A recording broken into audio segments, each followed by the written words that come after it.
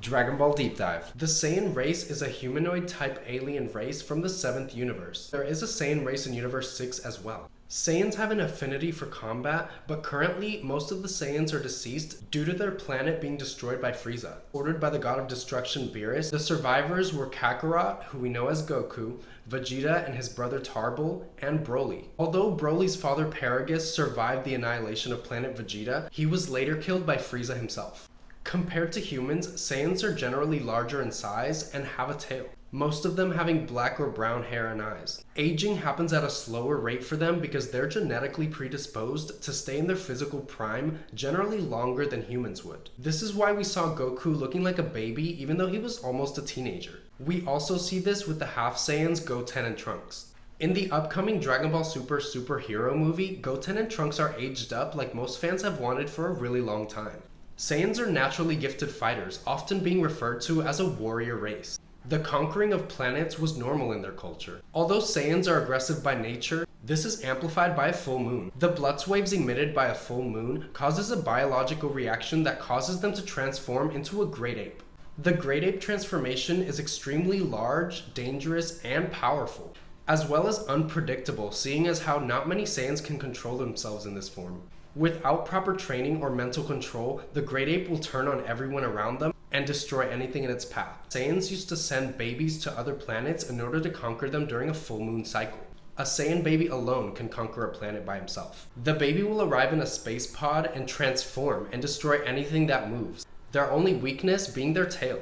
If you cut the tail off of a great ape, the person will return to their normal form and lose the power boost. This weakness with their tail also affects them in their humanoid form. If their tail is grabbed, their strength will diminish completely. They can, however, train themselves to overcome this weakness. Even though most Saiyans can be violent and war-crazed, not every Saiyan was a warrior-class Saiyan. Others had different occupations in their societies. Their society is set up in a way that the strongest Saiyan becomes king. Below the king are the elite class of warriors. Below them, the middle class, and even lower, the low class Saiyans. The battle power they're born with determines their class, but a Saiyan can also be promoted by training his body to reach higher levels. Saiyans are also highly technologically advanced. This is because planet Vegeta was once inhabited by the Sephorians, and it wasn't even called planet Vegeta, it was called planet Plant. Some people call them Sephorians, I like to call them Tuffles, so I'm gonna continue to call them that, whether or not you think that's correct. The Tuffles lived on planet Plant for a long time with the Saiyans.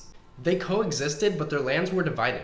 The Tuffles were extremely smart. They had weapons, vehicles, and cities, and they were at odds with the Saiyans for a really long time because their brutish nature contrasted with their peaceful society.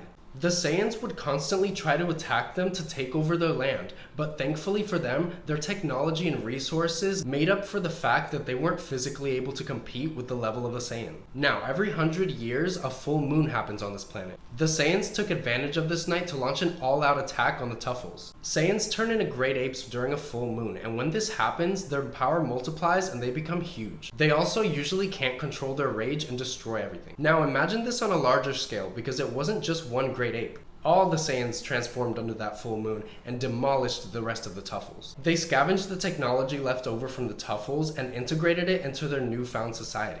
They even learned to make bioweapons such as Cybermen. They grew more sophisticated over time and even built a monarchy. The Saiyan who was king during the genocide of the Tuffles was named Vegeta, so they renamed the planet Vegeta. The Saiyans used their new technology and their power to conquer planets across the galaxy. One day, King Cold paid a visit to the Saiyans, forcing them to bow down and work for him and his son Frieza. The Vegeta we see as a main character in the show was in line to be the next king, but this never happens unfortunately, because Frieza destroyed the planet in fear that the Saiyans would revolt. Not only did Frieza see them as a threat in large numbers, people spoke of a legendary Super Saiyan who shows up every 1,000 years. And Frieza didn't like the idea that one day a Saiyan would have the power to oppose him. Eventually, one of the Saiyans fulfilled this prophecy and defeats Frieza, basically avenging his race. Before the first defeat of Frieza, the Frieza race was considered to be the strongest race in the universe. Goku obviously destroyed his reputation by defeating him. Now Saiyans are widely known as the strongest race. Saiyans can improve their fighting abilities and power by training over time.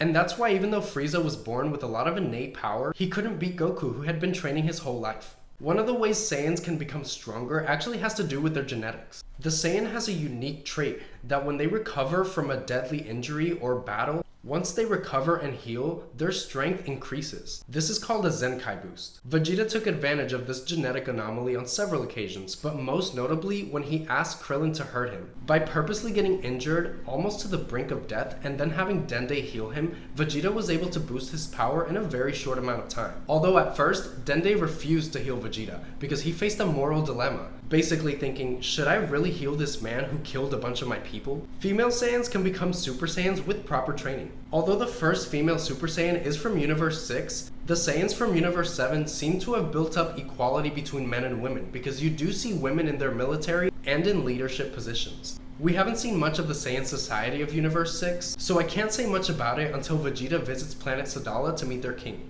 Maybe then we can see more in depth what the differences are between Universe 6 Saiyans and Universe 7 Saiyans. One thing they don't have in common is tails. Full-blooded Saiyans from Universe 7 are born with tails, which allow them to transform into a great ape, but Universe 6 Saiyans evolved out of this trait. Half Saiyan hybrids also don't have tails. Gohan was born with one, but after it was cut off, it never grew back. Goten, Trunks, and Bola weren't born with tails either, and neither was Pan, even though she's a quarter Saiyan. This next generation of Saiyans don't have tails because tails are a recessive trait in half Saiyan hybrids. Even though most Saiyans weren't very family-oriented, they did take good care of their offspring.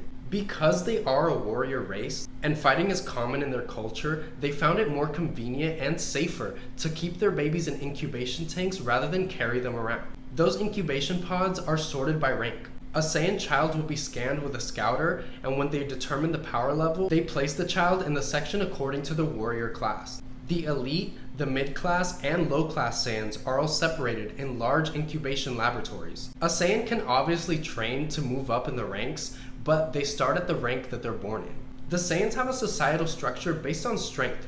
The strongest Saiyan is crowned king. During the era of King Vegeta III, reports came back stating that Broly's power exceeded Vegeta's power as a baby. This obviously upset the king because this could mean that one day this Saiyan could take the throne right out from under his son. Wanting to keep his lineage in power, King Vegeta ordered that Broly be sent to planetoid Vampa, where there's a very low chance he'll survive. That way, if the child dies, it wasn't directly King Vegeta's fault, although clearly that was the intention by sending him there. Broly's father Paragus did not like this order. He didn't think it was fair that his son had to be sent out because he was stronger. He wanted to raise his son, and King Vegeta didn't want this other Saiyan snatching the throne.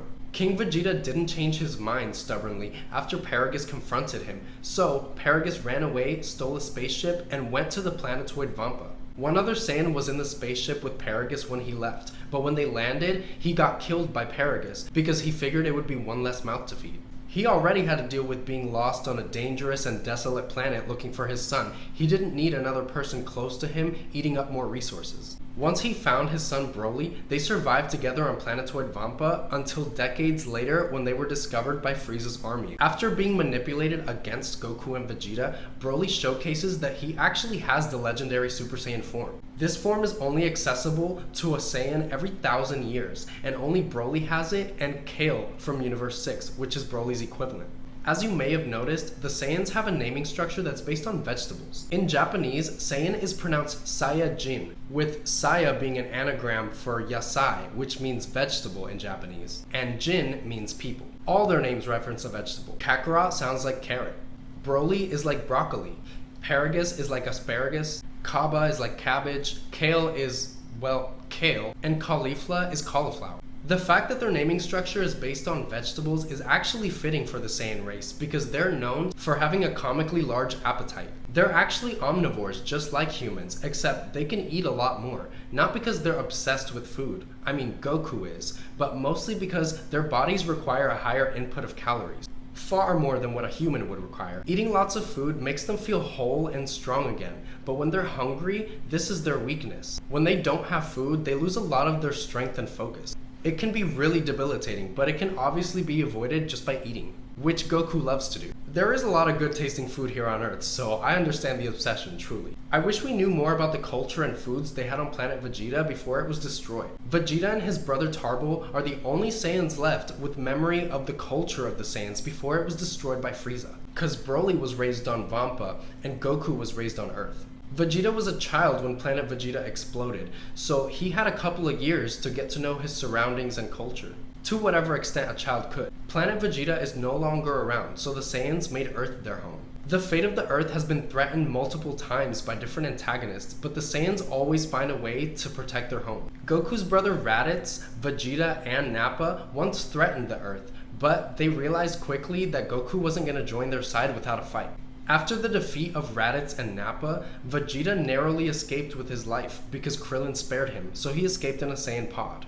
Eventually, he met Bulma, which is Goku's childhood best friend. Long story short, one thing led to another and they become a couple. Saiyans are naturally attracted to strong-willed women. Chi-Chi and Bulma obviously fit that description, so they were perfect fits for being Goku and Vegeta's wives. Goku and Vegeta fortunately had plenty of kids to carry on the Saiyan race. These half-Saiyan, half-Earthling humans are the future of Dragon Ball. They hold an extreme amount of potential because Saiyan's strength is amplified by emotion, and Earthlings are very in touch with their emotions. Rage can enhance their strength, as we've seen many times throughout the show. Different Saiyans channel different emotions to amplify their power. Vegeta has his pride, Kale feels strongly emotionally connected to Caulifla, and Trunks is protective of the Earthlings in the future, even though he technically failed to save them. The Super Saiyan transformation is actually a whole different topic than the Saiyan race. Check out my video on the Saiyan forms. Thanks for watching!